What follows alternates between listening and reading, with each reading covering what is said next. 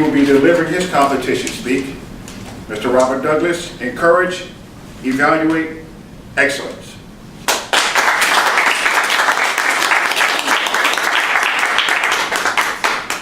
Encouragement elevates excellence. Mr. Toastmaster, fellow Toastmasters, and to our lovely guests tonight. The year was 1961. Three important events happened in 1961. John F. Kennedy became president around January 20th. John Glenn circled the earth for the first time, an astronaut in the U.S. did that, August 15th. And Robert Douglas entered the first grade on September. Now, we won't worry about the first two events. We're going to concentrate on that last one. However, before September 7th came along, let me just tell you about Robert's experience. I had one severe challenge in trying to communicate. I stuttered. I mean, I really stuttered. I could even get out daddy. It would take me 2 minutes to just call out the word daddy. So all my cousins and my playmates just ridiculed me. And it gave me a kind of self-esteem situation where I just didn't believe in myself.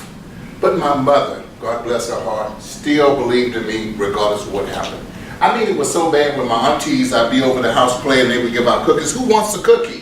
And everybody would look around and say, I do. And by the time I got cookie out, just about all the cookies were gone.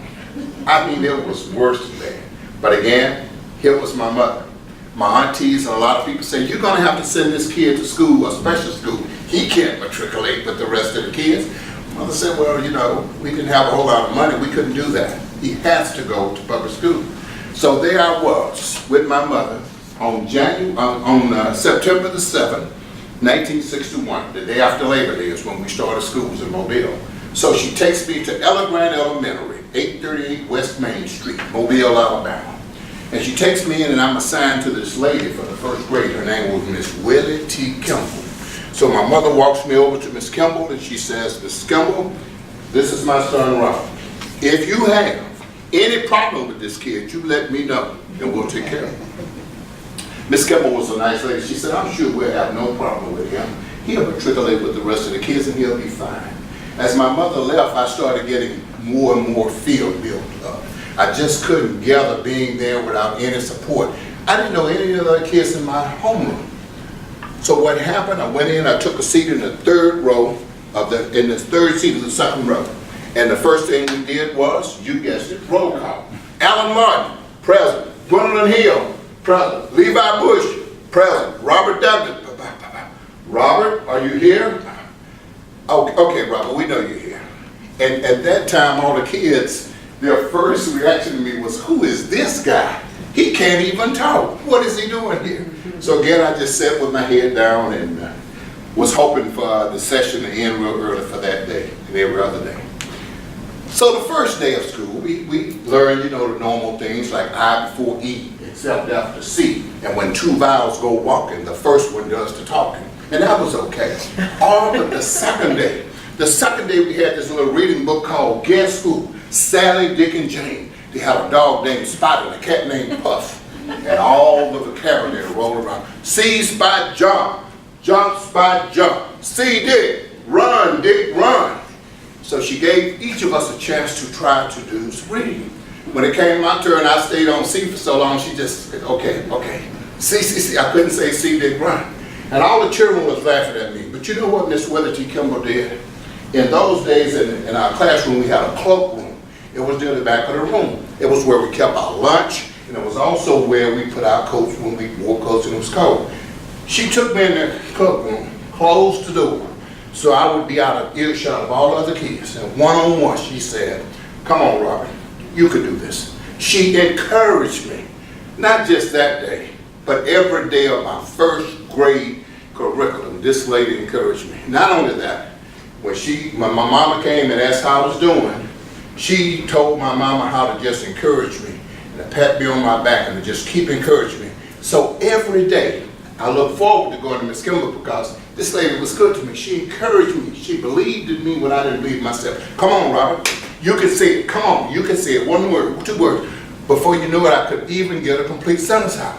Then I'd go home. More encouragement. Mom said, come on, Robert.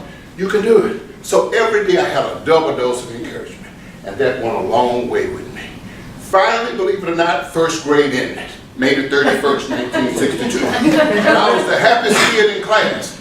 And we had we sat there with our little patent leather shoes on, looking nice for the little ceremony. Our parents were there. Miss Willard, you come and said, who can tell me the sentence that has all the alphabets in it? And I remember the sentence, so I raised my hand.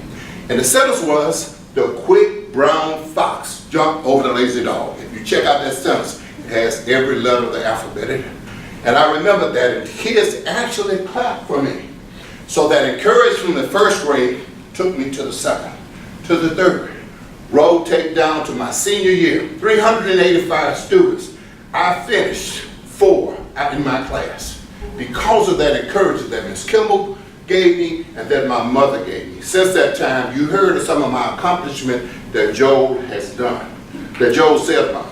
But none of that would have been possible without encouragement. Encouragement helped me to winnow out the good from the bad, to hold on to the good, and let the bad and the failures go. So I say to you today, is there someone out there that you see? Please encourage them, regardless of what their faith. I'm telling you, I studied. I didn't stutter. I studied. I was bad. But with the encouragement that I got from Miss Willie T. Kimball and my mother, I overcame that.